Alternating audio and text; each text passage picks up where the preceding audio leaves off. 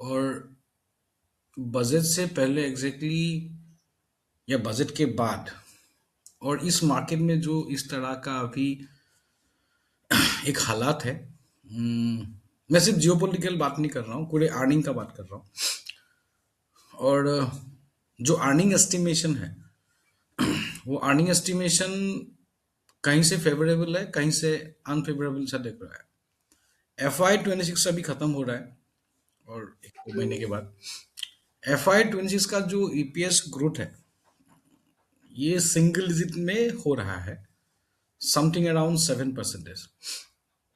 और जिस तरह का निफ्टी का अभी वैल्यूएशन है 21 या 22 का जो पी है, वो पी एग्जैक्टली लोग, बहुत लोग के हिसाब से ये है कि इस तरह का पी सिंगल डिजिट ग्रोथ में मार्केट में सस्टेन नहीं करता है। तो मतलब है मार्केट का वैल्यूएशन एक्सपेक्टेड अर्निंग के हिसाब से कम है, या जो करेंट अर्निंग के हिसाब से पी ज़्यादा है, मार्केट का वैल्यूएशन थोड़ा सा ज़्यादा है। और इस तरह का वैल्यूएशन सस्टेन करने के लिए जो अर्निंग ग्रोथ है, जो अर्निंग ट्रेजेक्टरी है, वो डबल डिजिट में रहना चाहिए, एटलीस्ट 14 to 15%। मैंने आपको कल एक वीडियो में बताया था कि निफ्टी 30,000 जाने वाला है। हाँ, ऑफकोर्स मैं उसी व्यू पे ही हूँ, लेकिन इस बाजार में हम लोग गलती क्या करते हैं, जब बाजार ऊपर जाने के लिए कोशिश करेगा, हाई ब्रेक करेगा, तभी हम लोग क्या करते हैं, पोजीशन बनाते हैं म्यूचुअल फंड में या स्टॉक्स में। तो इस बाजार में कैसे पार्टिसिपेट करें, कैसे इन्वेस्ट करें, that is very very important. Generally क्या होता है, जब बाजार कोई ट्रेंड पकड़ता है, उसके साथ चलना टेक्निकल एनालिसिस का काम होता है। जब लेकिन वैल्यूएशंस के हिसाब से और जिस तरह का अभी हेडविंड्स है, जिस तरह से एफआई के तरफ से पर्सन्स जो एक कॉन्टिन्यूस सेलिंग है, एफआई ने अभी तक नेट माल खरीदा नहीं है लास्ट 5 महीने में, और एफआई का आउटफ्लो अभी भी जारी है। और इस माहौल में, इस सिनेरियो में क्या करना है इन्वेस्टर्स को?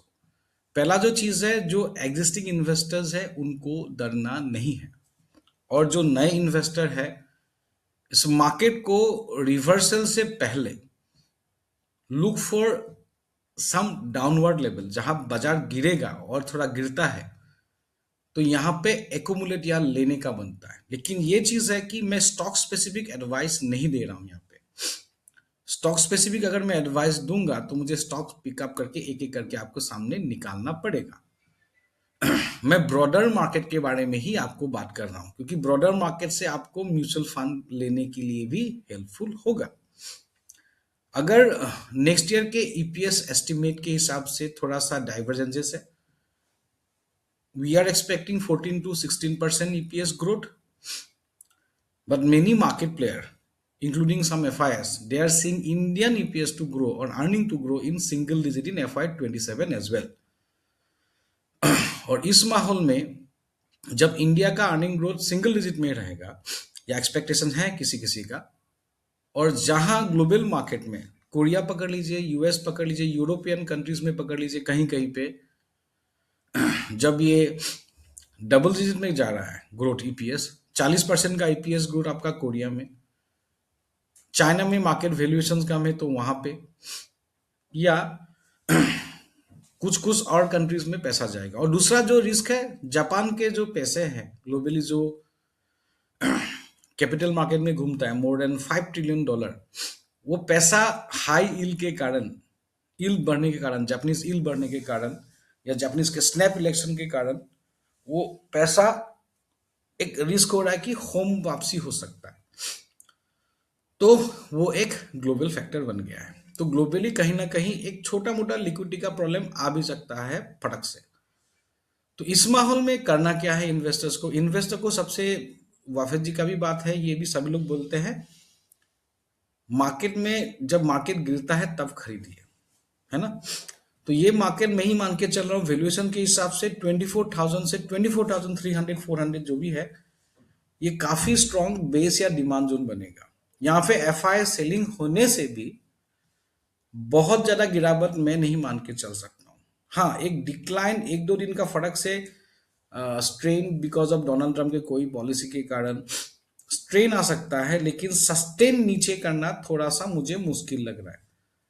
और ये जो बजट है, इस बार का बजट कोई बड़ा गेम चेंजर तो नहीं लग रहा है।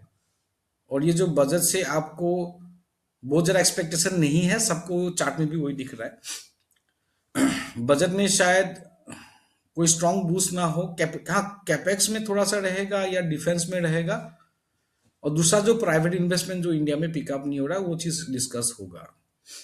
और लेकिन जो यूरोपियन यूनियन के साथ इंडिया का जो एक डील साइन हुआ है, ये पॉजिटिव फैक्टर है कुछ कुछ सेक्टर के लिए, केमिकल के लिए, कुछ का एग्रोकेमिकल के लिए, टेक्सटाइल के लिए, कुछ कुछ सेगमेंट में स्पेसिफिक पॉकेट में स्कैटर्ड बाइंग हो सकता है। तो हम लोग क्या है ना, ऐसे स्टॉक्स निकालना पड़ेगा। और निफ्टी सेकुलर लेवल में देखना है तो 24,000 से 24,300, 400, 500 जो भी है, ये हम लोग मैक्सिमम बॉटम मान के चल रहा है। और यहां से हम लोग टारगेट करेंगे 30,000 इन्वेस्टमेंट परस्पेक्टिव। क्यों?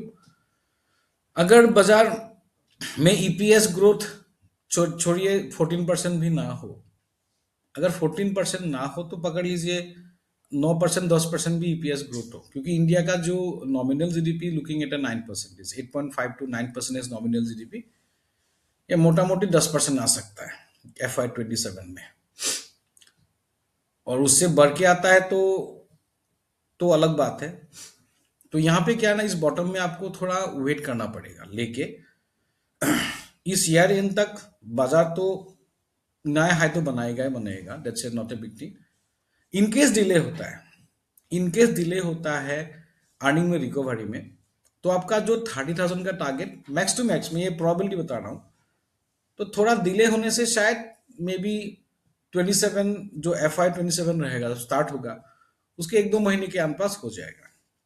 तो ये मान के चलिए कि जब इन्वेस्टमेंट करना है तो पेशेंस इज वेरी इंपॉर्टेंट।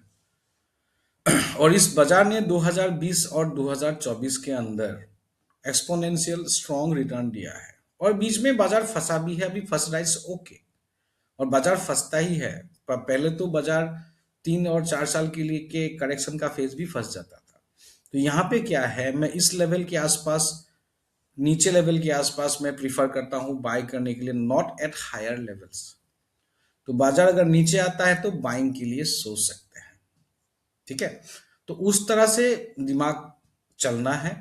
और जो ट्रेडर्स है, ट्रेडर्स को ये प्रॉब्लम होगा, जो अभी बजट में अभी बजट तो संडे को प्रेजेंट होगा, शायद बजट में बाजार थोड़ा सा पैनिक करे और बजट से स्टार्टिंग दिन में ही शायद मॉर्निंग में ही सेलिंग वेलिंग आ जाए, या संडे में या फ्राइडे में ही सेलिंग वेलिंग आ जाए, वो हो सकता है। क्यों? क्योंकि बजट में किसी का भी कोई बड़ा एक्सपेक्टेशन नहीं दिख रहा है, जितना व्हाट आई एम रीडिंग।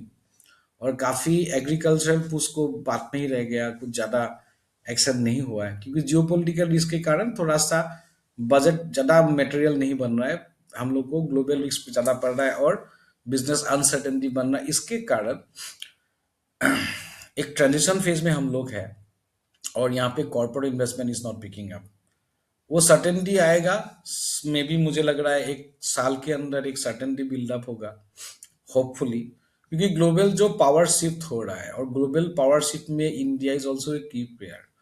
तो ये की जो की प्लेयर है उनको तो सफर करना ही पड़ेगा, because the who is in a power, जो ग्लोबली पावरफुल पोजीशन में है, they don't want to you to lead that position. तो इसलिए आपको, इसलिए देखा होगा आपने, इंडिया में जो टैरिफ है it is very high at 50%। हाँ, वो 25% कम हो जाएगा अभी गोइंग फॉरवर्ड।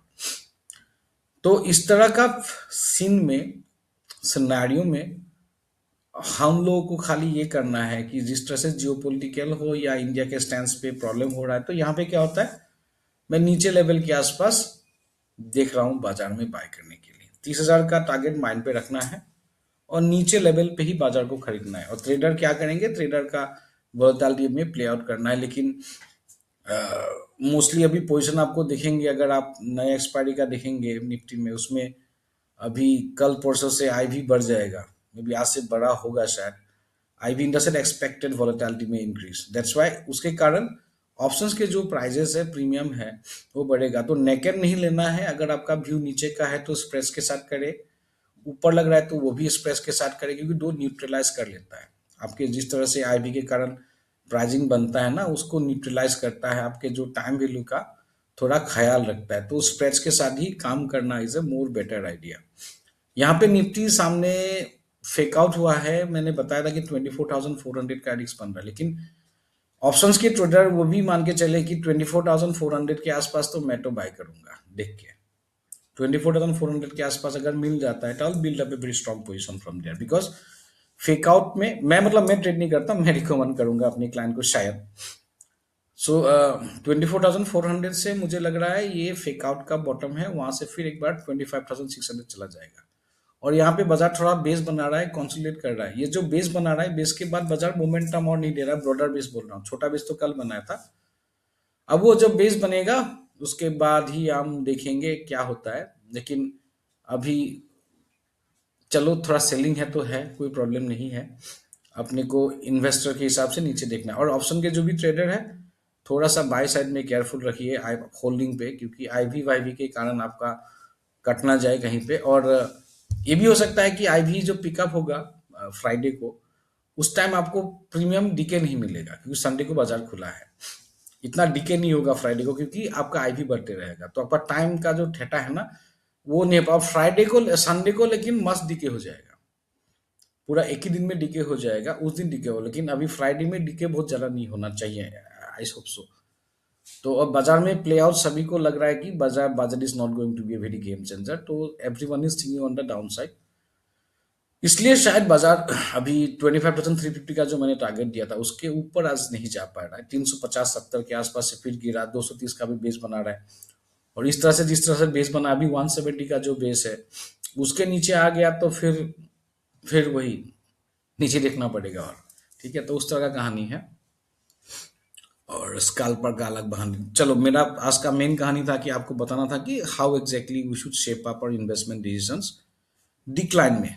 मैं वही बोल रहा हूँ, डिक्लाइन में वैल्यूएशन मिलता है, उस रेंज में देखना है, उस रेंज में हम स्टॉक्स देखेंगे। ठीक है, so thank you, bye bye and take care.